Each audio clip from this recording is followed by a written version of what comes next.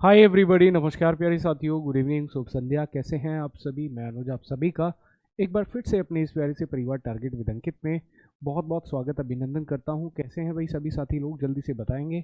मुझे उम्मीद है आप सभी अपने जीवन को, पढ़ाई को साथ साथ मेंटेन करते हुए एंजॉय कर रहे होंगे। भाई प्यारे साथियों, जैसा आप सभी को पता है, थंबनेल में दिख रहा है कि हम करेंगे आज एडजेक्टिव। बट आपको पता है कि कल हमारी क्लास पूरी नहीं हो पाई थी। कल हमने प्रोनाउन को इनकम्प्लीट छोड़ दिया था। पहले मैं आपको प्रोनाउन, उसके बाद एडजेक्टिव, इसी वीडियो में दोनों चीज़ें मैं आपकी कवर करा दूंगा। ठीक है, दोनों चीज़ें इसी वीडियो में आपको दिख जाएंगी। जल्दी से जुड़ जाओ बस अब।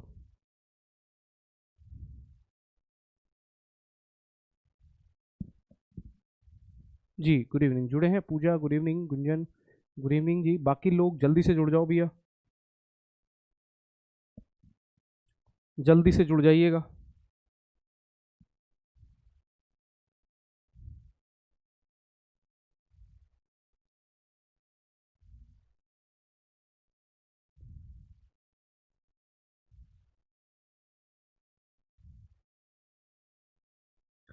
जी भाई प्यारे साथियों, जैसा आप सभी को पता है, एज आई टोल्ड यू, कि हमारा कल का जो चैप्टर प्रोनाउन था वो पूरा नहीं हो पाया, इसलिए हम एडजेक्टिव से पहले हम प्रोनाउन भी पढ़ेंगे।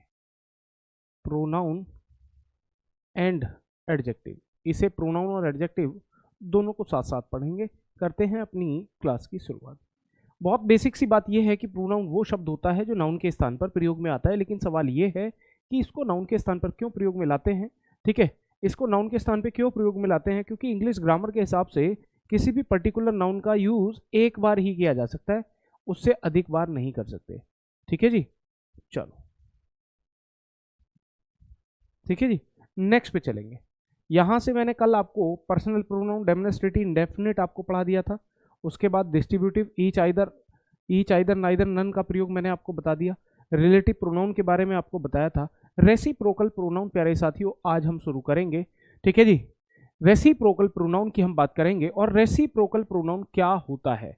रेसिप्रोकल का मतलब होता है परस्पर, परस्पर संबंध को दिखाना। परस्पर, ठीक है, परस्पर वाचक सर्वनाम, वाचक कह दो या पारस्परिक, पारस्परिक सर्वनाम भी कह सकते हो। परस्पर वाचक कह दो या पारस्परिक सर्वनाम कह दीजिए। समझ पाए? यह है परस्पर। परस्पर का मतलब होता है आपस में। जब भी प्यारे साथियों दो या दो से अधिक, जब भी दो लोग आपस में, ठीक है जी,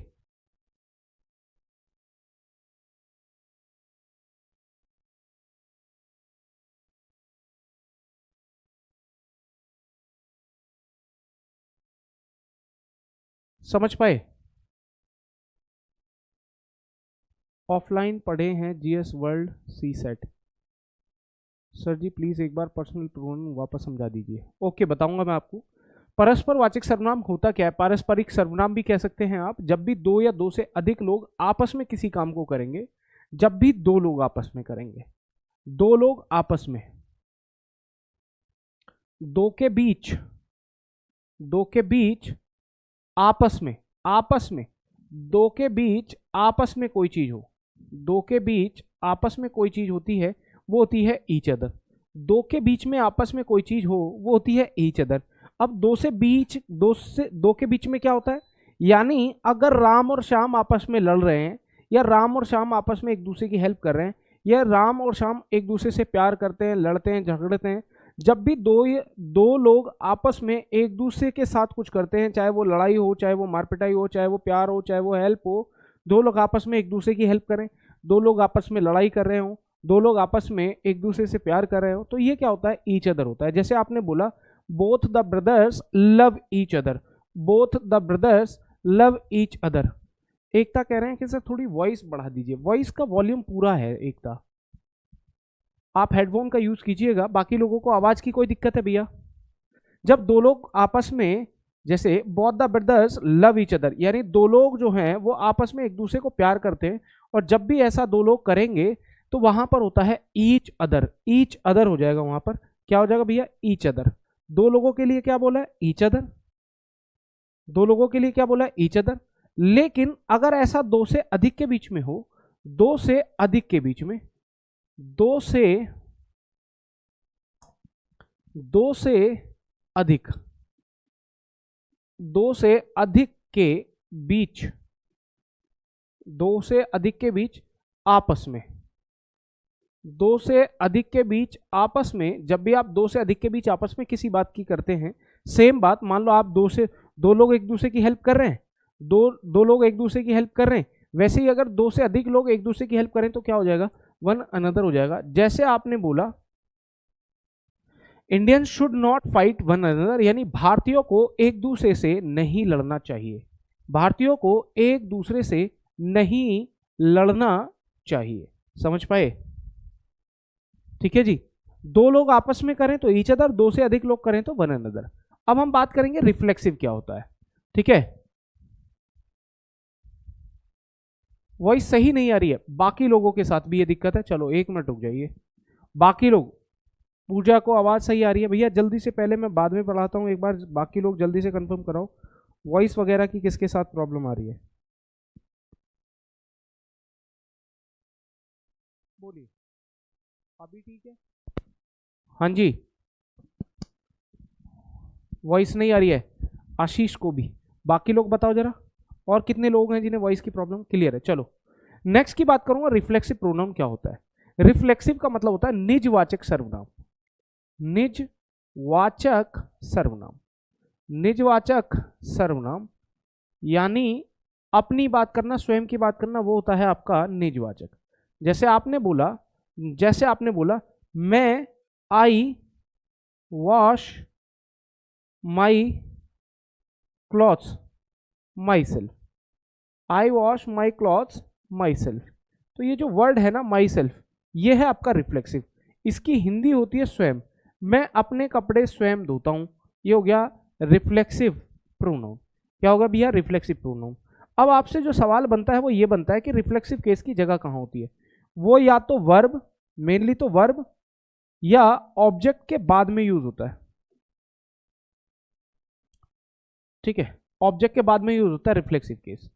सेम वर्ड एक बार एम्फेटिक के रूप में भी काम करता है, लेकिन वो क्या काम करता है? सब्जेक्ट के ऊपर दबाव डालना। अगर सब्जेक्ट क्या है आपका, ध्यान देंगे, अगर सब्जेक्ट आपका आई है, आई, मैं स्वयं करूंगा तो क्या हो जाएगा? My self. हम स्वयं करेंगे तो क्या हो जाएगा? Our self.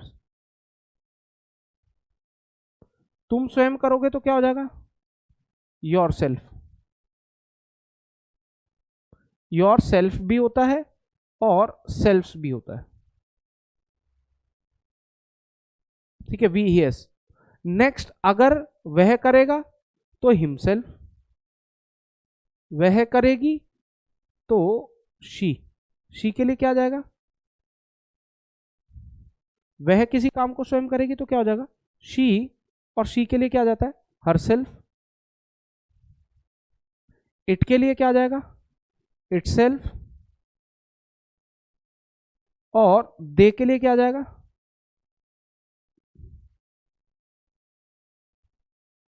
देमसेल्व्स। तो याद रखेंगे, ये है एक तरीका him self, my self, your self, our self को प्रयोग करने का। अगर सब्जेक्ट मैं हूं, ये सब्जेक्ट है, और इसका रिफ्लेक्सिव केस जो होगा वो ये है, और इसका मतलब होता है स्वयं। रिफ्लेक्सिव का मतलब क्या होता है? स्वयं की बात करना। क्लियर है? बोलिए, क्लियर है?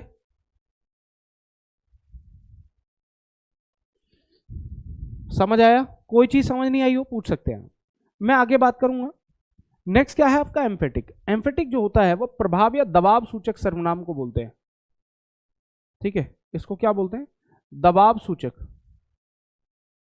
दबाव सूचक सर्वनाम, दबाव सूचक सर्वनाम, दबाव सूचक सर्वनाम। ये दबाव सूचक सर्वनाम कौन सा होता है? सेम सेंटेंस, मैंने बोला था पहले, I will wash my clothes myself, I will wash my clothes myself. या मैंने दूसरा सेंटेंस बोला, I myself will wash my clothes. तो ये दो सेंटेंसेस हैं, इनमें दो डिफरेंट सेंटेंसेस हैं, दो डिफरेंट सेंटेंसेस हैं।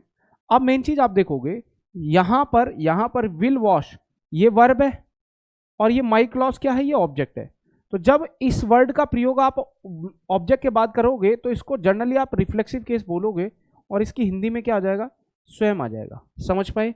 मैं नेक्स्ट की बात करूंगा, जब आप इसका प्रयोग सब्जेक्ट के तुरंत बाद करोगे, सब्जेक्ट के तुरंत बाद, तो इसका प्रयोग होता है एम्फेटिक प्रोनाउन के रूप में, एम्फेटिक प्रोनाउन के रूप में, और ये इस वर्ब से पहले प्रयोग में आती है, सब्जेक्ट के बाद और वर्ब के पहले प्रयोग में आती है। ठीक है जी। इसकी हिंदी में क्या होता है, स्वयं ही, स्वयं ही, यानी थोड़ा सा सब्जेक्ट पे दबाव बनाना, जैसे मैं अपने कपड़े स्वयं धोऊंगा या मैं स्वयं ही अपने कपड़े धोऊंगा, मैं अपने कपड़े स्वयं धोऊंगा या मैं स्वयं ही अपने कपड़े धोऊंगा। समझ पाए। अब एक और चीज बता दूं, टेक्निकलिटी थोड़ा सा। अब आप मुझे बताओ, ये जो शब्द है ना, ये तो प्रोनाउन है और ये भी प्रोनाउन है। प्यारे साथियों, कभी भी दो प्रोनाउन को एक साथ आप नहीं रख सकते। पूरे इंग्लिश का कोई भी एग्जाम्पल आप याद रख लो, दोनों के किसी भी सेंटेंस में विदाउट कंपाउंड नाउन दो नाउन साथ साथ नहीं आते, दो प्रोनाउन साथ साथ नहीं आते। अब आप कहेंगे कि सर अगर नहीं आते तो आपने कैसे कर दिया, है क्या, इसका नाम जो है ये है तो प्रोनाउन में ही, लेकिन इस समय ये सब्जेक्ट को क्वालिफाई कर रहा है। इसका काम क्या है, इस प्रोनाउन के लिए यूज में किया गया है। तो ये कहीं ना कहीं क्या कर रहा है, ये पॉजेसिव एडजेक्टिव या अधिकार का काम कर रहा है, स्वयं ही, यानी ये थोड़ा सा इस सब्जेक्ट पे दबाव बनाने का काम कर रहा है, एम्फेसाइज कर रहा है सब्जेक्ट को। तो इसका काम प्रोनाउन की तरह से नहीं है, हल्का हल्का ये एडजेक्टिव की तरह जा रहा है। समझ पाए, बोलिए, समझ पाए। वन सेल्फ का सब्जेक्ट क्या होगा, वन सेल्फ का सब्जेक्ट वन होता है। यहां पर क्या है, वन सेल्फ, यहां पर क्या है, वन, वन का सब्जेक्ट क्या हो जाएगा, वन सेल्फ, वन के साथ क्या हो जाता है, वन सेल्फ। वन का मतलब यहां पर एक नहीं है, यहां पर इसका मतलब एक नहीं है, यहां पर इसका मतलब है सभी, प्रत्येक, सभी। जैसे हमने कहा सभी को अपने देश से प्यार करना चाहिए, तो वन। समझ पाए, बोलो जी। Savita good evening. Rekha, oneself, समझ पाए। वन सेल्फ का जो सब्जेक्ट होता है वो वन होता है। अंजना यादव, सब्जेक्ट के बाद और ऑब्जेक्ट की जगह, बिल्कुल ऑब्जेक्ट की जगह नहीं, ऑब्जेक्ट के बाद। क्लियर है। मैं नेक्स्ट पे चलूंगा, ये बात क्लियर हुई। आगे इंटेरोगेटिव प्रोनाउन। इंटेरोगेटिव प्रोनाउन वो वर्ड्स होते हैं जो सवाल पूछने के लिए काम में आते हैं। जैसे आपने बोला हु टुक माई बैग, ये जो हु है ये इंटेरोगेटिव प्रोनाउन है, क्योंकि इसको आपने बोला, प्रोनाउन को सब्जेक्ट के रूप में यूज कर दिया ना आपने, क्योंकि ये वर्ब है। बोलो,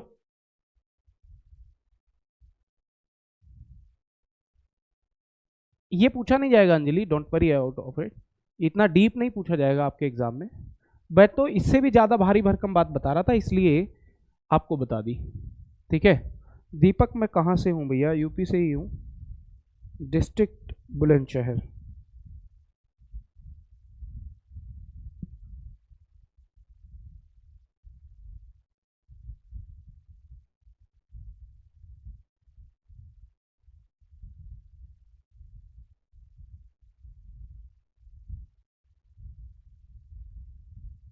बोलेंगे, क्लियर है। मैं नेक्स्ट पे चलूंगा। एक्सक्लेमेटरी प्रोनाउन, इसे हटा दो, इसकी कोई खास जरूरत नहीं है, आपको पड़ेगी। पजेसिव प्रोनाउन बेहद इंपॉर्टेंट।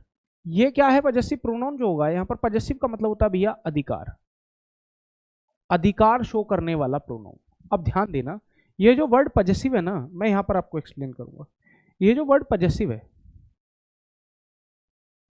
ये जो वर्ड पजेसिव है, पजेसिव बना है भैया पजेशन से, पजेसिव बना है पजेशन से, और पजेशन का मतलब होता है प्यारे साथियों क्या, अधिकार। पजेसिव बना है पजेशन से और इसका मतलब क्या होता है, अधिकार होता है। पजेसिव बना है पजेशन से और इसका मतलब होता है अधिकार। समझ पाए। मैं नेक्स्ट की बात करूंगा। अब ये जो वर्ड होते हैं ये दो होते हैं, ये दो होते हैं। एक पजेसिव होता है भैया प्रोनाउन, सॉरी, एक पजेसिव होता है एडजेक्टिव और एक पजेसिव होता है भैया प्रोनाउन। एक होता है पजेसिव एडजेक्टिव और एक होता है पजेसिव प्रोनाउन। समझ पाए। मैं कुछ वर्ड्स लिख रहा हूं, जैसे मैंने एक वर्ड लिखिया my, our, your, his, her, its, their, ठीक है, ये मैंने कुछ वर्ड्स लिख दिए, ये हैं पजेसिव एडजेक्टिव्स। अगर मैं बात करूं माई, अवर, योर, हिज, देयर, ये सारे के सारे पजेसिव एडजेक्टिव्स हैं। और प्यारे साथियों, किसी भी सेंटेंस में आप इनका प्रयोग विदाउट नाउन नहीं कर पाओगे। इन सभी शब्दों के साथ एक और शब्द लिखा होना चाहिए, नाउन। जैसे my name, your name, his name, their name, our name, समझ पाए? My father, your father, his father, her father, यानी इन सभी शब्दों के साथ कोई ना कोई नाउन होगा। लेकिन अगर वो नाउन रिपीट हो जाए तो उसके सामने वाला वर्ड हम लिखते हैं।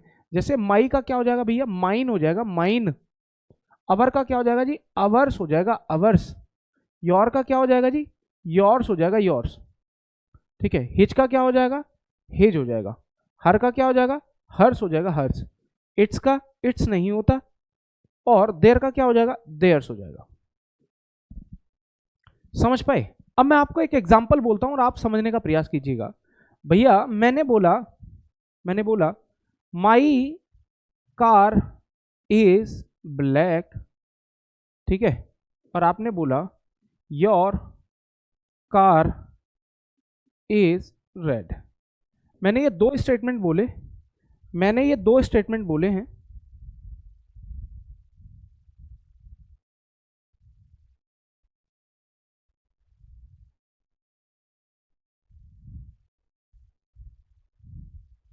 समझ पाए? ठीक है। अब आप देखोगे, मैंने आपको एक नियम बताया था कि भैया किसी भी सेंटेंस में ये जो वर्ड है ना, ये नाउन है, और किसी भी सेंटेंस में सेम नाउन को आप रिपीट नहीं कर सकते। अगर इन दोनों सेंटेंसेस में बाकी सबको छोड़ के लेकिन कार रिपीट हो रही है, तो जबकि कार को रिपीट करना अलाउड नहीं है, तो आपको क्या करना पड़ेगा? यहां पर योर जो है ये विदाउट नाउन, आपने नाउन को हटा दिया, योर के साथ वाले नाउन को रिपीट करने की वजह से हटा दिया। अब ये योर अकेला आएगा नहीं, तो आपको ये भी हटाना पड़ेगा। अब ये जो योर कार है, इन दोनों की जगह ये जो योर कार है, यही तो योर कार ही तो हटा रहे हो आप, इसकी जगह सामने वाला वर्ड योर्स काम करेगा यहां पे, योर्स। समझ पाए? बोलिए, बात समझ आई? जैसे आपने बोला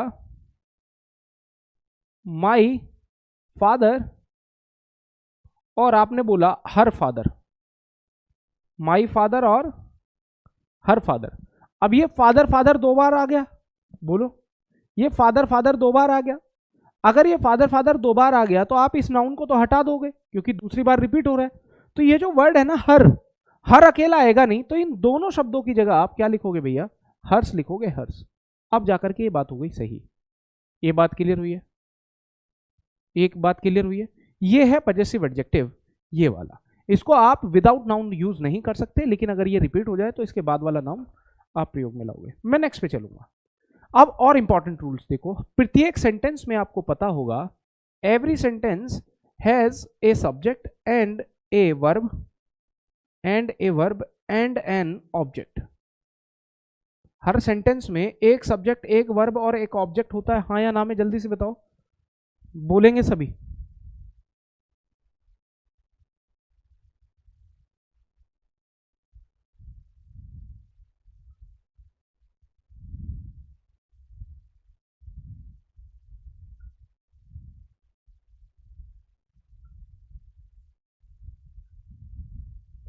समझ पाए? Subject verb object. अब सब्जेक्ट वर्ब ऑब्जेक्ट हर सेंटेंस में होते हैं। मैं एक एग्जांपल लिखूंगा। भैया मैंने लिख दिया मी help she. Me help she कहने का मतलब ये है कि अगर हम किसी वाक्य की शुरुआत कर रहे हैं, अच्छा एक सेकेंड,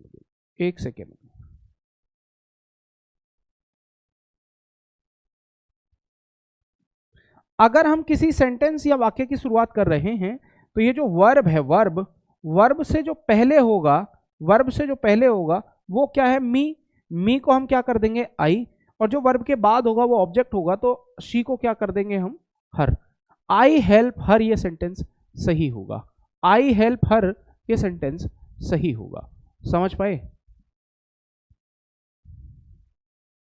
क्लियर है? समझ पाए? यानी आप ये कह रहे हो कि हर सेंटेंस के शुरू में सब्जेक्ट वर्ब ऑब्जेक्ट होते हैं। अगर किसी सेंटेंस के शुरू में सब्जेक्ट वर्ब ऑब्जेक्ट होंगे तो आप उनको उनके ऑर्डर में भी तो लिखोगे,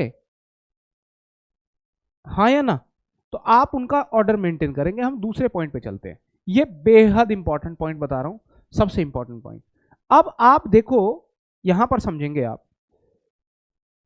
अब ये जो पर्सन होते हैं, पर्सन होते हैं भैया तीन। फर्स्ट पर्सन में आई और वी, सेकंड पर्सन में यू, और थर्ड पर्सन में ही, शी, इट और दे, या कोई नाम। अगर नाम है तो वो भी थर्ड पर्सन हो जाएगा। हाँ या नाम है, जल्दी से बताओ। पर्सन यही तो होते हैं इंग्लिश में, फर्स्ट पर्सन, सेकंड पर्सन और थर्ड पर्सन। मान लो अगर एक ही सेंटेंस में तीनों आ जाए या कोई दो, तो इनको लिखने का एक ऑर्डर होता है, प्रोनाउन ऑर्डर कहेंगे इसे। इसे ऑर्डर ऑफ प्रोनाउन कहा जाता है, ऑर्डर ऑफ प्रोनाउन कहा जाता है इसे, ऑर्डर ऑफ प्रोनाउन। दो कंडीशन है इसकी order of pronoun, good sense, good sense 2 3 1, bad sense 1 2 3। समझ पाए? गुड सेंस के लिए 2 3 1 और बैड सेंस के लिए 1 2 3। अब ये गुड सेंस और बैड सेंस क्या है? गुड सेंस और बैड सेंस क्या है इसे समझो। मान लो आना जाना, खाना पीना, लेना देना, उठना बैठना, ये जितने भी सामान्य स्टेटमेंट हैं ये सब गुड सेंस में आते हैं। समझ पाए? लेकिन अगर आप कुछ गड़बड़ कर रहे हैं, गड़बड़ करने का मतलब क्या है? मान लो आप कहीं चोरी कर रहे हैं, कोई लड़ाई झगड़ा कर रहे हैं, कोई तोड़फोड़ कर रहे हैं, आप किसी की बात नहीं मान रहे हैं। समझ पाए? तो जब भी आप दो या दो से अधिक सेंस में, एक सेकेंड रुकेंगे, यदि आप दो या दो से अधिक पर्सन एक साथ आ गए, मान लो इनमें से कोई दो आए हों या तीनों आए हों, तो इनको लिखने का सेंटेंस में एक ऑर्डर होता है, उनको लिखने का एक ऑर्डर होता है। गुड सेंस में 2 3 1 और बैड सेंस में 1 2 3। ये गुड सेंस और बैड सेंस है क्या, इसे समझते हैं। गुड सेंस और बैड सेंस है क्या? मान लो आपने बोला I you he, I you and he are enjoying the party. अब 3 लोग पार्टी इंजॉय कर रहे हैं, और जब 3 लोग पार्टी इंजॉय करेंगे तो ये गलत बात नहीं है। पार्टी इंजॉय करना कोई गलत बात नहीं है, ये अच्छी बात है। ठीक है जी, तो ये गुड सेंस में है। अब आपने बोला you he and I have broken the rules. अब आप बताओ, जो गलत बात है उसको बैड सेंस कहेंगे। ये वाली बात जो है ये बैड सेंस में है। बैड सेंस का मतलब 1 2 3 होता है, और ये वाली बात गुड सेंस में है। गुड सेंस का मतलब होता है 2 3 1, 2 3 1। गुड सेंस और बैड सेंस ये है। अब गुड सेंस बैड सेंस का मतलब क्या है? अगर ये गुड सेंस है, आना जाना, खाना पीना, लेना देना, उठना बैठना, ये गुड सेंस है। कोई चोरी करना, बात ना मानना, किसी का नियम तोड़ना, कोई बात मतलब गाली गलौज करना, चोरी करना, ठीक है, कोई नियम तोड़ देना, ये सब क्या है? ये बैड सेंस है। बैड सेंस के लिए 1 2 3 का प्रयोग करते हैं। समझ पाए?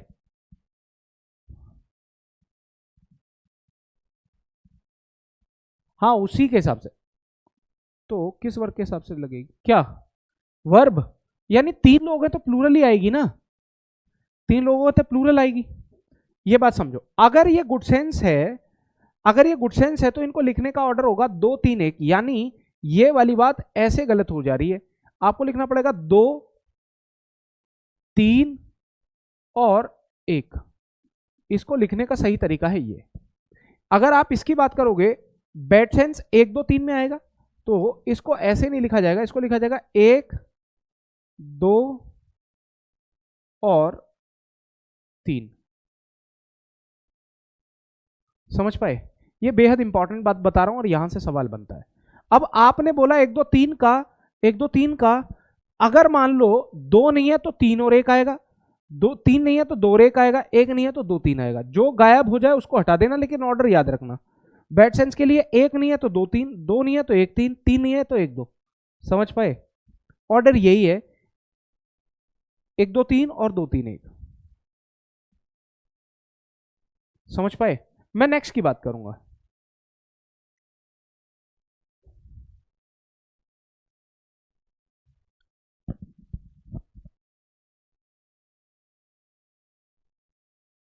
ठीक है भाई, मैं नेक्स्ट की बात कर लेता हूं। अगर तीनों में कोई एक गायब हो जाए तो उसको हटा दीजिएगा। नेक्स्ट की बात कर लेते हैं। यह है आपका प्रोनाउन का ऑर्डर। लेकिन अगर तीनों प्लूरल हो, मान लो अगर तीनों प्लूरल हो, ये भी प्लूरल है, ये भी प्लूरल है और ये भी प्लूरल है, ये तीनों क्या हैं? प्लूरल हैं। और जब तीनों प्लूरल होंगे तब आप लगाएंगे 1 2 3। समझ पाए? बोलिएगा।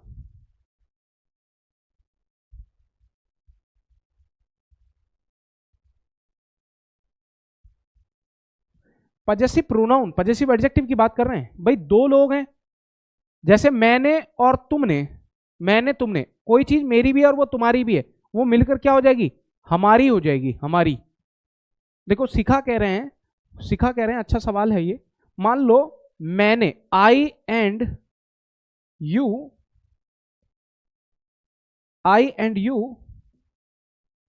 Have done our work.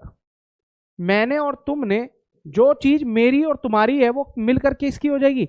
हमारी हो जाएगी। वो मिलकर किसकी हो जाएगी? हमारी हो जाएगी। अब आपको पता है कि अगर हम अपना काम कर चुके हैं तो काम करना कोई बुरी बात नहीं, अच्छी बात है, गुड सेंस आएगा। 2 3 1।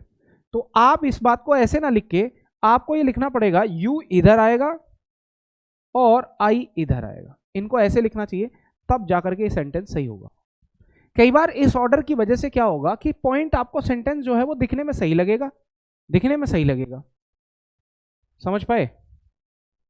शिखा जोहरी, एक बार जल्दी से बताओ, ये बात समझ आई? ये अवर वाला पॉइंट समझ आया? ये मुझे बताओ बाकी सारे लोग, ये अवर क्यों लगाया है मैंने?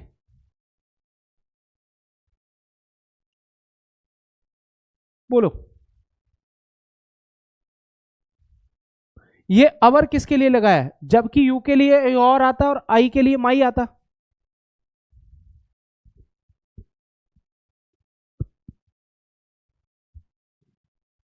बोलो, ये अवर किसके लिए लगाया है?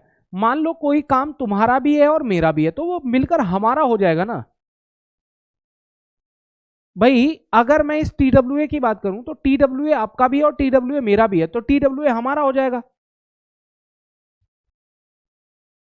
समझना इस बात को, समझिए इस बात को। अगर मैं यहां पर, आपने बोला तुमने और मैंने हमारा काम कर लिया है, अगर मैं यहां पर योर लिख दूं तो योर का संबंध सिर्फ किससे है? योर का संबंध सिर्फ यू से है। अगर मैं यहां पर मिलकर माई कर दूं तो माई का संबंध सिर्फ किससे है? आई से। यहां पर ना योर होगा ना माई होगा, यहां पर होगा अवर। और अवर जो कहता है वो मिलकर कहता है हमारा। क्या कह रहा है ये? हमारा। तुमने और मैंने हमारा काम कर लिया। समझ पाए?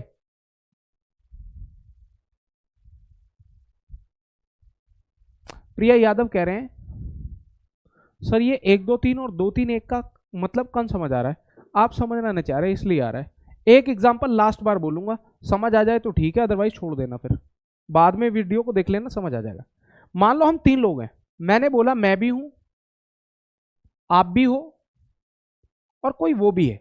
मान लो ही शी, कोई भी थर्ड पर्सन, कोई शी है। ये 3 लोग हैं, कहीं जा रहे हैं, are going on a trip. मान लो मैं तुम और वो किसी ट्रिप पर जा रहे हैं, मैं तुम और वो एक ट्रिप पे जा रहे हैं। अब मैं तुम और वो ट्रिप पे जा रहे हैं तो 3 लोग जा रहे हैं ना मिलकर, इसीलिए तो यहां पर वर्ब आएगी प्लूरल। 3 लोग हैं तो वर्ब कैसी आएगी ये बताना, वर्ब कैसी आनी चाहिए? अगर 3 लोग जा रहे हो तो वर्ब कैसी आनी चाहिए? प्लूरल आनी चाहिए ना। अगर 3 लोग मिलके जा रहे हो तो वर्ब कैसी आनी चाहिए? मुझे इतना बता दो, वर्ब कैसी आनी चाहिए? प्लूरल आनी चाहिए, क्योंकि इसका सब्जेक्ट जो है वो प्लूरल है। ये तीनों के तीनों सब्जेक्ट का काम कर रहे हैं, जिसमें मैं भी हूं, तुम भी और वो भी है। 3 लोग हैं, 3 लोग प्लूरल होगा, 3 लोग प्लूरल है तो वर्ब आ गई प्लूरल। दूसरा, अब ये जो है ये फर्स्ट पर्सन है, ये सेकंड है और ये आपका थर्ड है। तो इस वाक्य में फर्स्ट पर्सन भी है, सेकंड भी और थर्ड भी है। और अगर कहीं जा रहे हैं तो कहीं जाना कोई बुरी बात नहीं है, गुड सेंस है। गुड सेंस के लिए आप रखोगे, आप क्या ऑर्डर रखोगे गुड सेंस के लिए? 2-3-1, 2-3-1। यानी अगर आपको यह सेंटेंस करेक्ट करना है तो यहां पर आना चाहिए 2, यहां पर आना चाहिए 3 और यहां पर आना चाहिए 1। अब जाकर के ये सेंटेंस होगा सही। समझ पाए? समझ पाए? अब आप में से बोला था, मान लो ये तीनों लोग हैं, तीनों लोग हैं, अभी तीनों लोग हैं, मान लो मैंने कहा इन तीनों ने अपना काम कर लिया, मैंने बोला इन तीनों ने, मैंने बोला यू ने, you he and I, you he and I have done there, our, your work. बताना यहां पर इन तीनों में से किसको सेलेक्ट करोगे? यहां पर क्या सेलेक्ट करोगे आप?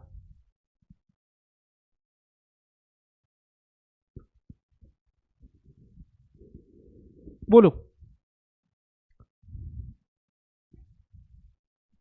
बोलो जल्दी से।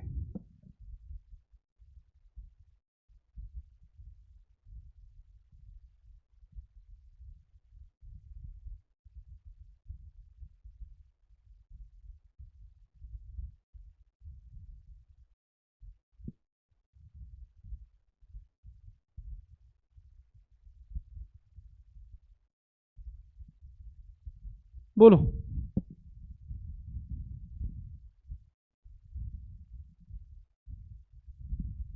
अब आप एक देखो, कोई चीज तुम्हारी भी है, उसकी भी और मेरी भी है, मिलकर किसकी होगी? हमारी हो गई ना।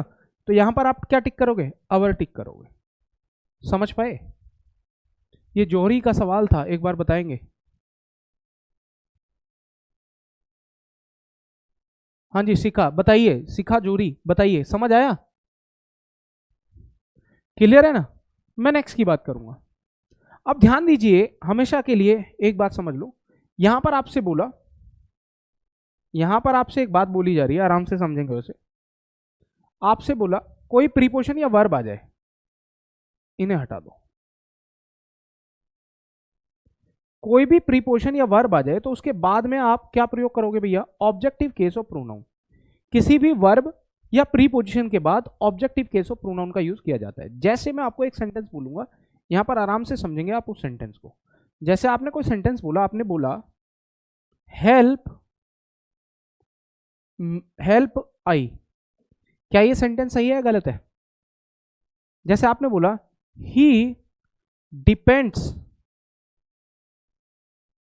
ऑन शी, बोलो क्या ये दोनों सेंटेंसेस सही है या गलत है? कुछ करेक्शन होगा इसमें।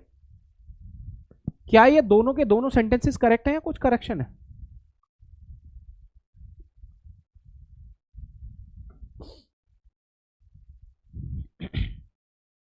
आई के साथ एम तब आता है यशी जब वो अकेला हो। वो तीन लोग हैं, एक अकेला नहीं है वो आई। अब आप नोटिस करोगे, यहां पर वो बात आपको समझनी है कि ये जो वर्ड है ये क्या है भैया? वर्ब है। और वर्ब के बाद में जो होता है वो होता है वर्ब का ऑब्जेक्ट। तो यहां पर आई नहीं होगा, मी होगा। अब ये ऐसे सही है। दूसरा, आपने बोला ये जो वर्ड है डिपेंड, ये वर्ब है। ये जो वर्ड है ये इसका डूअर है यानी सब्जेक्ट है। ये जो वर्ड है ये क्या है भैया? प्रीपोजिशन है। और अगर आपको याद हो तो मैंने कहा था कि प्रीपोजिशन के बाद वाला वर्ड प्रीपोजिशन का ऑब्जेक्ट होता है। और अगर वो ऑब्जेक्ट है तो ऑब्जेक्टिव केस में भी तो होना चाहिए। बोलेंगे जल्दी से मुझे?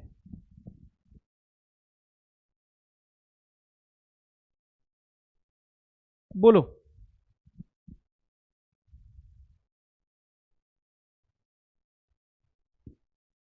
सर सी की जगह ही क्यों शी नहीं होगा? कहां पे? कहां पे? समझ पाए? बेटा थोड़ा सा दिमाग लगाया करो इंग्लिश को पढ़ते हुए, अब एक जमाना हो गया है। ये ऐसे ऐसे सवाल मत करो कि जिनको पूछना ही नहीं चाहिए। और मैं डांट नहीं रहा हूं, मैं अभी भी समझाने की कोशिश कर रहा हूं कि जिन्होंने मेरी पहली वीडियो नहीं देखी है, भैया एक और मैंने वीडियो देखी दी थी आपके यूट्यूब पे पड़ी हुई है वो, केवीएस मेंस के लिए, जिसमें मैंने पार्ट्स ऑफ स्पीच को एक्सप्लेन किया था, noun pronoun adjective verb sentence. यहाँ फुर्सत नहीं मिल रही है, यहाँ टाइम आपको कम मिलता है, तो वो जो यूट्यूब पे फ्री में पड़ी हुई वीडियो है उसे देख लीजिएगा, बहुत हेल्प मिलेगी। समझ पाए? शिखा जोरी, क्या ये कमेंट का आंसर मिल नहीं रहा है या आप कॉपी पेस्ट मार रहे हैं कमेंट को? नेक्स्ट पे चलो। अब ये कह रहा है लेट, यहां ध्यान रखो ये सीधा सीधा स्ट्रक्चर है, बहुत इंपॉर्टेंट है। क्या कह रहा है? लेट के बाद नाउन या प्रोनाउन, प्रोनाउन आएगा तो प्रोनाउन को आप किस में रखोगे? ऑब्जेक्टिव केस में। जैसे आपके सामने एक बात आई, आपने बोला लेट ही गो, क्या ये सेंटेंस सही है गलत है? लेट ही गो, बोलो। Let he go, let he go. Purnima Singh, adjective and adverb में डिफरेंस बताइए। कैसा सवाल कर रहे हैं अब आप, मेरे को ना थोड़ा सा इरिटेट करने लग रहे हैं। ये मैं एडजेक्टिव और एडवर्ब पढ़ा रहा हूं क्या? प्रोनाउन पढ़ा रहा हूं, वो समझना है नहीं आपको? सर टेंस पढ़ा दीजिए, सर एक्टिव पैसिव पढ़ा दीजिए, सर एडवर्ब और एडजेक्टिव पढ़ा दीजिए। What is this? जो चल रहा है वो समझ आ रहा है? बोलो। उससे कोई फर्क नहीं पड़ता सिखा। या तो अगर आप जो पूछना चाह रहे हैं फिर सेंटेंस टाइप कर दीजिए, मुझे समझ ही नहीं आ रहा है।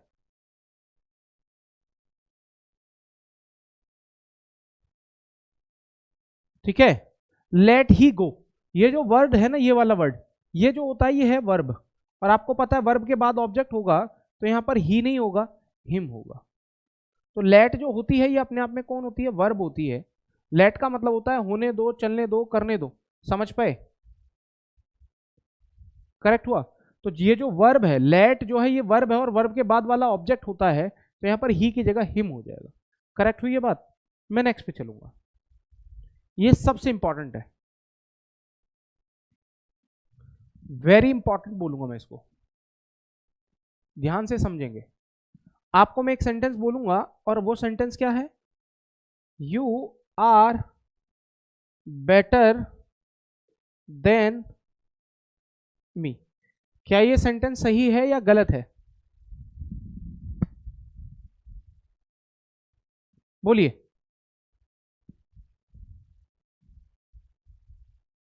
अगर मैं आपको ये सेंटेंस बोलूं, you are better than me, you are better than me, क्या ये सेंटेंस सही है या गलत है? मुझे इतना बताओ, क्या दिया हुआ सेंटेंस सही है या गलत है?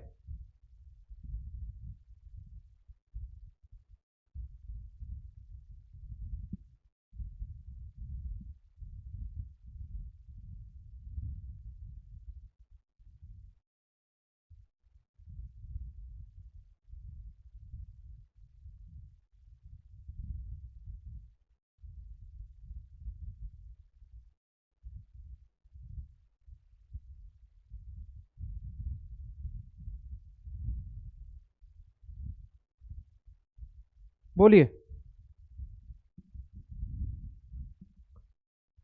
सही है, सही लग रहा है, इसी चीज का नाम ग्रामर है। आपसे क्या बोला जा रहा है, ध्यान रखिए। अगर दो प्रोनाउन के बीच में तुलना हो रही हो, अगर दो प्रोनाउन के बीच में तुलना हो रही हो, एक प्रोनाउन ये है और एक प्रोनाउन ये है, दो प्रोनाउन के बीच में तुलना हो रही है, और तुलना होने के लिए आपको दो वर्ड्स दिए जाएंगे ये वाले। अगर किसी भी सेंटेंस में ये दो वर्ड आपको दिख रहे हैं, मान लीजिए किसी भी सेंटेंस में, ठीक है,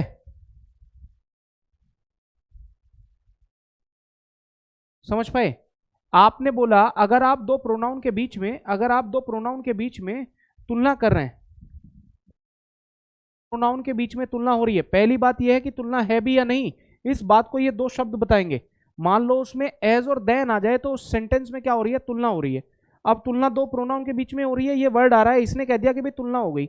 अगर दो प्रोनाउन के बीच में तुलना होगी तो याद रखो, तुलना हमेशा सब्जेक्ट की तुलना सब्जेक्ट से और ऑब्जेक्ट की तुलना ऑब्जेक्ट से होती है।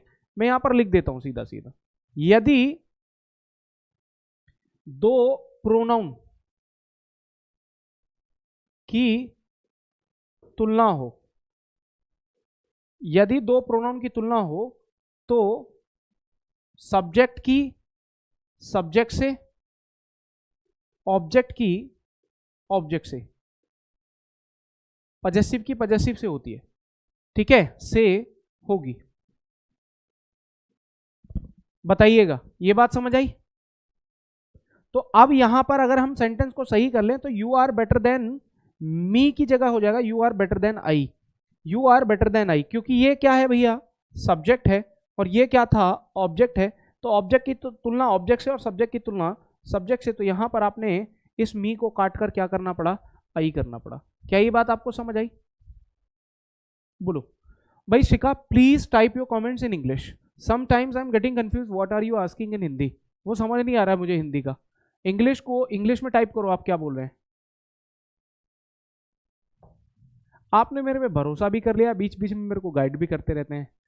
आपका पूरा प्रयास, ये बेटा सही नेटवर्क नहीं पकड़ रहे हैं आप। सही नेटवर्क ये है कि जो टॉपिक, जो पॉइंट, जो मुद्दा अभी चल रहा है, क्या ये समझ आ रहा है या नहीं। जो मैं बता रहा हूं वो समझ आ जाए तो बहुत बढ़िया, नहीं आए तो वहां से पूछो ना।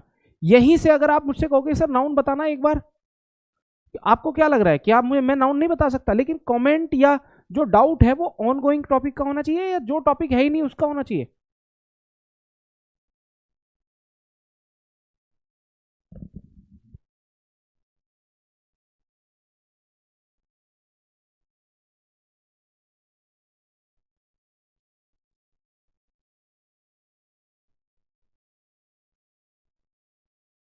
समझ पाए?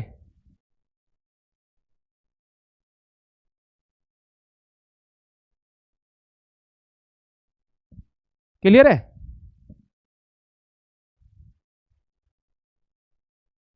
ठीक है, मैं दोबारा इसी सेंटेंस को लिखूंगा, मैं दोबारा इसी सेंटेंस को लिखूंगा, आराम से समझेंगे।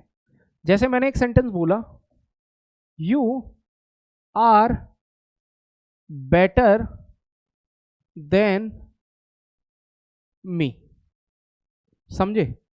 तो ये जो सर्कल मैं कर रहा हूं, ये जो वर्ड मैं आपको सर्कल करके दे रहा हूं, यानी ये वाला, ये जो सर्कल किए हैं ये दोनों प्रोनाउन है। प्रोनाउन की तुलना, प्रोनाउन की तुलना होने पर, होने पर सब्जेक्ट की सब्जेक्ट से, ऑब्जेक्ट की ऑब्जेक्ट से, सब्जेक्ट की तुलना सब्जेक्ट से, ऑब्जेक्ट की तुलना ऑब्जेक्ट से। समझ पाए? और वहां पर तुलना अगर है भी या नहीं, तुलनात्मक शब्द, ऐसी स्थिति में तुलनात्मक शब्दों का प्रयोग कौन सा होगा, एज या देन। ये दो ऐसे शब्द हैं जो बताएंगे कि तुलना हो रही है। ये दोनों, पहली बात क्या है, प्रोनाउन है, और ये जो वर्ड है ये क्या बता रहा है, कंपैरिजन, तुलना बता रहा है। इस देन से ही तो पता चला कि इनमें दो तुलना हो रही है। अब तुलना के लिए सब्जेक्ट की तुलना सब्जेक्ट से, ऑब्जेक्ट की ऑब्जेक्ट से, तो ये जो वर्ड है ये सब्जेक्ट है भैया, और ये जो वर्ड है ये ऑब्जेक्ट है। यही गड़बड़ है, सब्जेक्ट की तुलना सब्जेक्ट से और ऑब्जेक्ट की तुलना ऑब्जेक्ट से होती है। तो यहां मी की जगह क्या हो जाएगा, आई हो जाएगा। बस इतना करेक्शन है। अगर समझ आ गया तो बहुत बढ़िया, नहीं आया तो छोड़ देना। अब इससे ज्यादा, इससे ज्यादा और सहज और आसान बनाया नहीं जा सकता। समझ पाए? गोविंद कह रहे हैं सर कैसे पता करें कि कौन सब्जेक्ट और कौन ऑब्जेक्ट है। अगर आपको बुरा ना लगे, कड़वी सी बात कह दूं, क्योंकि आज आपकी कमेंट अच्छी नहीं आ रही है, कड़वी बात है लेकिन इसके अंदर का एहसास मीठा है। अगर आपको मेरी लगभग 20 क्लास देखने के बाद ये पता नहीं चल रहा है ना कि कौन सब्जेक्ट और कौन ऑब्जेक्ट है, तो सोचना मत कि आप कोई एग्जाम पास कर पाओगे, छोड़ दो यहीं से। और मैं नाराज नहीं हूं बिल्कुल भी, लेकिन आज आप ऐसी कमेंट्स कर रहे हैं कि जिनका जवाब बिल्कुल इसी अंदाज में देना चाहिए। थोड़ा सा डांटना फटकारना भी जरूरी है। आप मुझे बताओ, आप यूपी टेट की पहली क्लास से जुड़े हुए हैं और आज हम लगभग 20 क्लास देख रहे हैं, 20वीं ये क्लास चल रही है, और अगर आपको अभी तक यही नहीं पता चल रहा कि सर सब्जेक्ट कौन है ऑब्जेक्ट कौन है, तो फिर छोड़ दो फिर।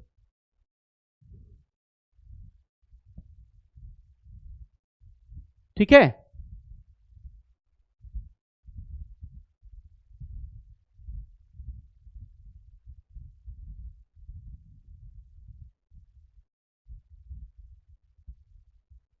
शिखा, I am highly shocked, I think तुम मेरी पिछली चीजों पे ध्यान नहीं दे रहे हो।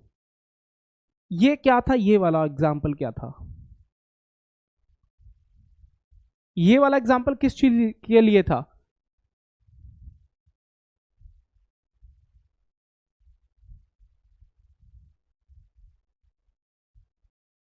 ये था आपका वो आंसर। गुड सेंस और बैड सेंस के आंसर हैं यहां पर। बेटा समझ ना आया हो तो पीछे देख लेना वीडियो को, मुझे आगे बढ़ने दो, मैं आगे बढ़ता हूं। ठीक है, तो हमारी बात हो रही थी कि अगर एक सेंटेंस में दो प्रोनाउन के बीच में तुलना होती है तो सब्जेक्ट की तुलना सब्जेक्ट से और ऑब्जेक्ट की तुलना ऑब्जेक्ट से होगी। अब ध्यान दीजिए, वेरी इंपॉर्टेंट क्या है। मान लीजिए अगर किसी सेंटेंस में, मान लीजिए अगर किसी सेंटेंस में ये कुछ वर्ड्स दिए हों, मान लो किसी सेंटेंस में ये कुछ वर्ड्स दिए हों, कौन कौन से? ये separation, leave, excuse, mention, report, pardon, site, favour, etc.. मान लीजिए किसी सेंटेंस विशेष में इनमें से कोई वर्ड दिया हुआ है, तो आप इन वर्ड से पहले, आप इन वर्ड से पहले पजेसिव एडजेक्टिव का प्रयोग नहीं करोगे। यानी माई का प्रयोग नहीं करोगे, अवर का प्रयोग नहीं करोगे, योर का प्रयोग नहीं करोगे, ठीक है जी, हिज का प्रयोग नहीं करोगे, हर का प्रयोग नहीं करोगे, इट्स का प्रयोग नहीं करोगे, और देयर का प्रयोग भी नहीं करोगे। समझे कि नहीं समझे? आप ये बात समझेंगे क्या कहना कि अगर वाक्य में separation, leave, excuse, mention, report, pardon, site, favour, etc यानी इनमें से कोई शब्द आपको सेंटेंस में दिख रहा है तो उसके साथ कभी भी आप ऊपर दिए गए शब्दों का प्रयोग नहीं करेंगे। जैसे यहां हो रहा है, सेपरेशन दिख रहा है, सेपरेशन दिख रहा है, उससे पहले आपने योर लगा दिया, जबकि मैंने कहा इन वर्ड्स के साथ पजेसिव एडजेक्टिव का प्रयोग नहीं होता। इस बात को सही करने का तरीका क्या है? सेपरेशन फ्रॉम यू, तुम्हारा अलग होना, तुम्हारा अलगाव नहीं, तुमसे अलगाव, यानी तुमसे अलग होना, सेपरेशन फ्रॉम यू। बोलिएगा।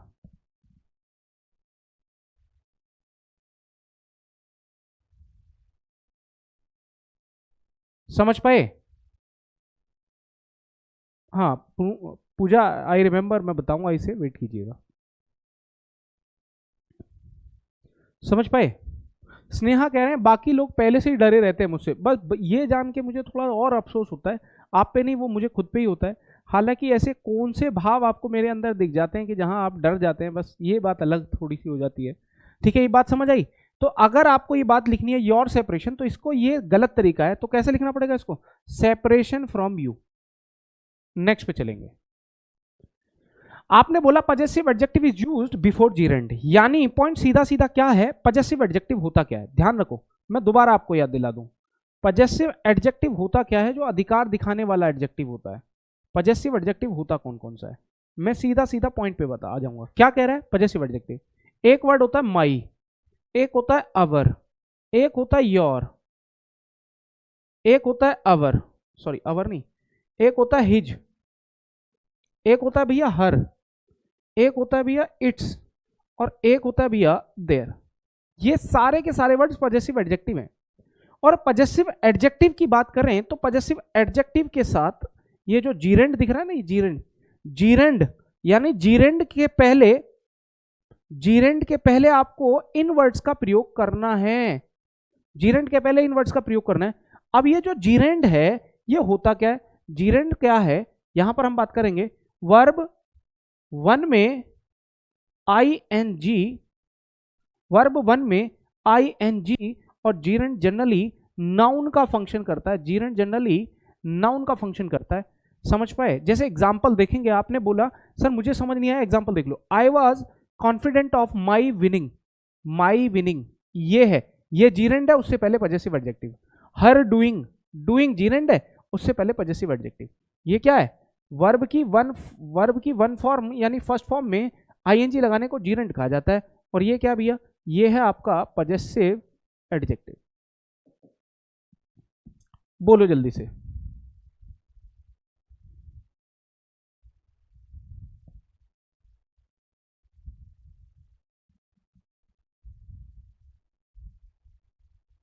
बोलिए।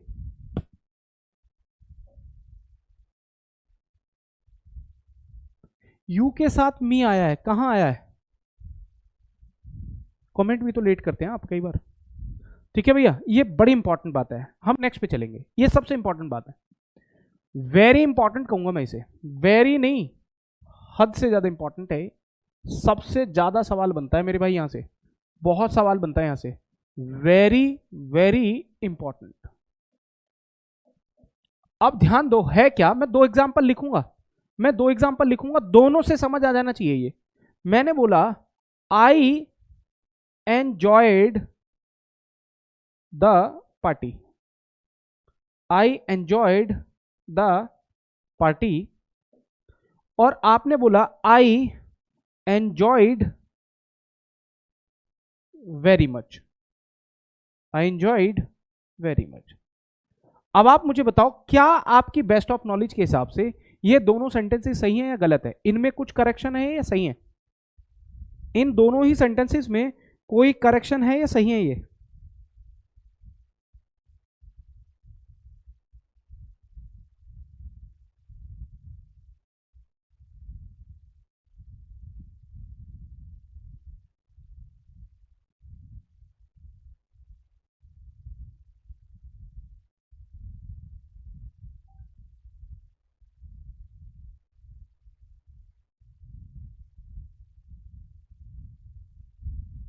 बोलिए, अभी देखेंगे, करेक्शन है, ध्यान दीजिएगा। अच्छा करेक्शन है, क्या करेक्शन है बताओ जल्दी से। देखो ये सेंटेंस जो है, ये सेंटेंस का मतलब है ये वाली वर्ब, ये वर्ब है ट्रांजिटिव वर्ब, ये वर्ब कैसी है, ट्रांजिटिव वर्ब है, ट्रांजिटिव वर्ब। ट्रांजिटिव वर्ब का मतलब होता है verb with object, verb with object, यानी ये सारी की सारी वर्ब जो हैं ये ट्रांजिटिव वर्ब है, सारी की सारी वर्ब कैसी हैं, ट्रांजिटिव वर्ब हैं। इन वर्ब को हमेशा 110% ऑब्जेक्ट चाहिए। अब यहां पर ये सब्जेक्ट है, ये वर्ब है, और ये ऑब्जेक्ट है, ये सब्जेक्ट, ये वर्ब, ये ऑब्जेक्ट, समझ पाए। अब मैं यहां पे आता हूं, ये इसका सब्जेक्ट है और ये इसकी वर्ब है, लेकिन ये जो है ये ऑब्जेक्ट नहीं है। ऑब्जेक्ट तो नाउन या प्रोनाउन होता है, याद होगा, ये ना तो नाउन है या प्रोनाउन है। अब ऐसी स्थिति में जब इनमें से कोई भी वर्ब आपको सेंटेंस में दिख जाए और अगर उसके साथ ऑब्जेक्ट ना दिया हो, तो आपको सब्जेक्ट का रिफ्लेक्सिव केस ऑफ प्रोनाउन, यानी आई एंजॉयड माई सेल्फ, यहां पर आपको माई सेल्फ लिखने की जरूरत पड़ेगी, तब जाकर के ये सेंटेंस सही होगा। I enjoyed my self very much, ऐसे हुआ ये सही। I enjoyed my self very much, I enjoyed my self very much, बताओ जल्दी से, I enjoyed my self very much, I enjoyed my self very much. ये वाला सेंटेंस सही है क्योंकि इस वर्ब को एंजॉय, वर्ब को एंजॉय दिख रहा है यहां पे, कहां है, अवेल अम्यूज, ये एंजॉय, ये रहा। इस वर्ब को क्या चाहिए, ऑब्जेक्ट चाहिए, और आपने दे दिया, तो ये सेंटेंस तो सही है, लेकिन यहां नहीं मिला तो ये सेंटेंस गलत था। और अगर आपको इन वर्ब्स के साथ ऑब्जेक्ट ना मिले, क्या करना पड़ेगा आपको, सब्जेक्ट का रिफ्लेक्सिव केस, यानी इन वर्ब्स को, ये मैं यहां पर लिख देता हूं नोट में, ये सभी ट्रांजिटिव वर्ब्स हैं, ट्रांजिटिव वर्ब्स। अब ट्रांजिटिव वर्ब्स का मतलब क्या होता है, verb with object, verb with object हैं, ये सभी ट्रांजिटिव वर्ब हैं। ट्रांजिटिव वर्ब का मतलब है verb with object, transitive verb का मतलब है वर्ब विद ऑब्जेक्ट है। यदि ऑब्जेक्ट ना हो तो सब्जेक्ट का reflexive case, reflexive case of pronoun, पूरा लिखता हूं कभी आप गड़बड़ कर दो, तो रिफ्लेक्सिव, सब्जेक्ट का reflexive case of pronoun use करते हैं। ये बेहद इंपॉर्टेंट बात है, बेहद इंपॉर्टेंट बात है ये, रिफ्लेक्सिव प्रोनाउन को रखेंगे, बिल्कुल अंजना सही कह रहे हैं, समझ पाए।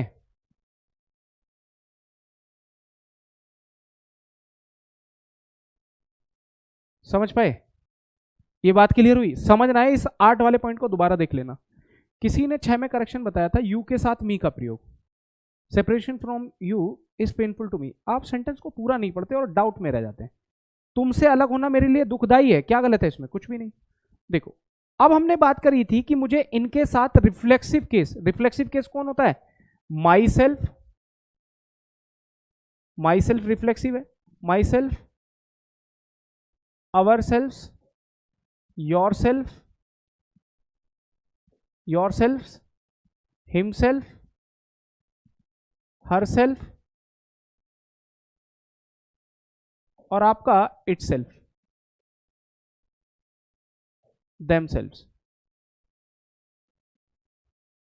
ये सब रिफ्लेक्सिव केस है। इन शब्दों के साथ ऑब्जेक्ट ना आने पर इनका प्रयोग करोगे, लेकिन इनका प्रयोग इनके साथ, देखो अब क्या कह रहा है, reflexive pronoun is not used, यानी इसका मतलब क्या है कि ऊपर दिए हुए वर्ड्स, यानी my self, our self,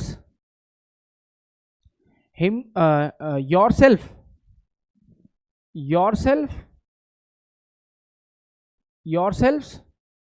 himself और आपका भैया हिमसेल्फ हो गया, हर सेल्फ, इट सेल्फ और आपका देम सेल्फ। ठीक है जी। आपसे ये कहना चाह रहा है कि अगर इन वर्ड्स के साथ, इन वर्ब्स के साथ ऑब्जेक्ट ना हो तो रिफ्लेक्सिव केस ऑफ प्रोनाउन का यूज करोगे, ऊपर वाले वर्ड्स का प्रयोग होगा सब्जेक्ट के हिसाब से, इसका संबंध आई से, इसका वी से, यू से, ऐसे करके। अब अगर सेंटेंस में ये वर्ड दिए हों, कौन कौन से, keep, stop, turn, qualify, bathe, move, rest, hide, अगर सेंटेंस में इनका प्रयोग किया जाए, तो आप ऊपर दिए गए वर्ड्स का प्रयोग नहीं करेंगे, इन वर्ड्स के साथ इनका प्रयोग नहीं होगा, इन वर्ड्स के साथ। यह बात क्लियर हुई या नहीं? इन वर्ड्स के साथ ऊपर दिए गए वर्ड्स, ये जो keep, stop, turn, qualify, bathe, move, rest, hide है, इनके साथ myself, himself, yourself का प्रयोग नहीं होगा।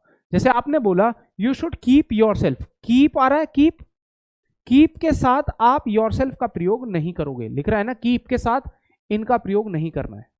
You should, he hide himself, hide आ रहा है, हाइड के साथ, हाइड आ रहा है ना, ये हाइड के साथ himself, your self, our self का प्रयोग नहीं होगा। इनके साथ रिफ्लेक्सिव प्रोनाउन का यूज होगा, लेकिन इनके साथ नहीं होगा। समझ पाए? मैं नेक्स्ट की बात करूंगा। एक और अंतिम पॉइंट बचा हुआ है, ध्यान रखिएगा, एक और अंतिम पॉइंट बचा हुआ है, बहुत इंपॉर्टेंट है, 2 मिनट में खत्म कर रहा हूं, समझने का प्रयास करेंगे। आपने बोला to stop the repetition of noun, singular noun, ध्यान दीजिएगा, जब प्रोनाउन की तुलना होती है तो सेम केस का प्रयोग, सब्जेक्ट की तुलना सब्जेक्ट से, प्रोनाउन, ऑब्जेक्ट की तुलना ऑब्जेक्ट से होगी। लेकिन अगर तुलना हो जाए किसकी, नाउन की, तो दोबारा नाउन को लिखने से बचने के लिए सिंगुलर सेंस में दैट ऑफ और प्लूरल सेंस में दोज ऑफ का प्रयोग होगा। आप इसे मत देखो, यहां पर आ जाओ सीधा सीधा, पॉइंट 1.2। आपने बोला the climate of Pune is better than the climate of Mumbai.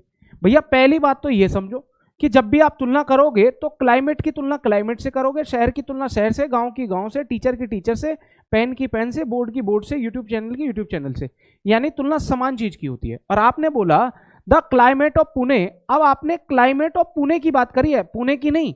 आप ये तो बोल सकते थे Pune is better than Mumbai, लेकिन अगर आपने बोला कि climate of Pune is better than Mumbai तो ये गलत हो गया।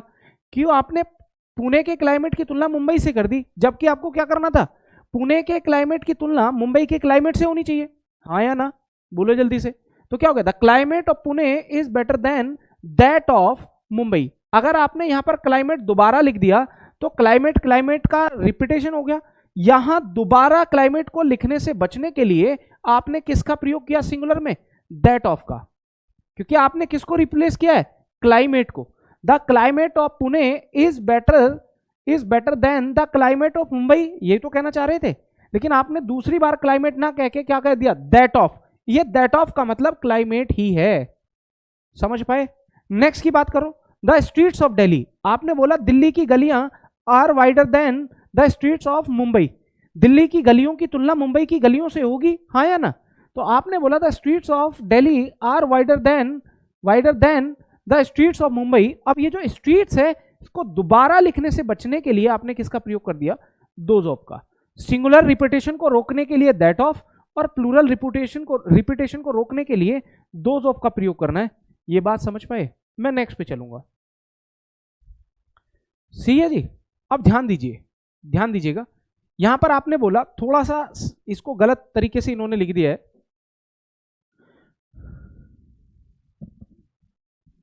थोड़ा सा गलत, मैं इसको हटा देता हूं।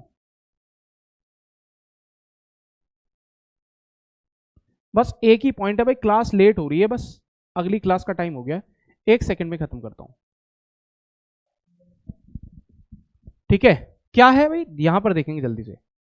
आपने यहां से बोला, मान लो आपने बोला this is the new version but that is the old one. मान लो आपने बोला, मैं एक एग्जांपल लिखता हूं, जैसे आपने बोला this is a new book, ये एक नई किताब है, ठीक है, और आपने बोला that is an old book. ये सेंटेंस क्लियर हुआ? ठीक है, अब दूसरा देखो, मैं यहां पर बोलता हूं these are new books, those are old books.